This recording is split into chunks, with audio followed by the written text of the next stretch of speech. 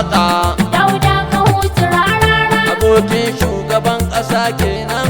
Dauda ka hutu rarara. Angon anta Aisha Humaira. Dauda ka hutu rarara. Uban ayan da mama madalla. Dauda ka hutu rarara. Shugaba na tatun tatun, shugaban ƙasa na mawaka. Dauda ka hutu rarara.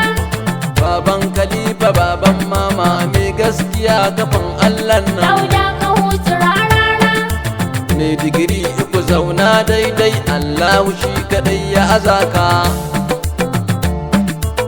Mai faɗa da cikawa kenan, mai taimakon marayun Allah. Gajin masu sadaka kenan. Dan dole ne su je kyale ka, kowa yana ta yin murnarsa. Masana suna halin su, Allah Ubangiji ya rika ma.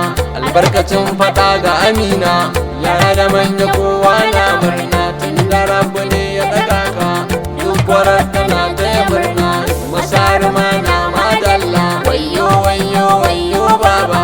Baba hari yau shi kenan, Allah Ubangiji ya ji kanka. Sa aljanna makomar baba, dama da hauni na taya murna. Masana suna halin su, ka sha tabara ka sha yasu. Ka zama zamani sai kalla, makigani ya kauda idansa. Sun ce za su je gumboka, sun yi yaƙi ya kama ka. Ba boka ba ba malam ba, cikin Ubangiji kake kenan. Me capacity ne, me reality ne.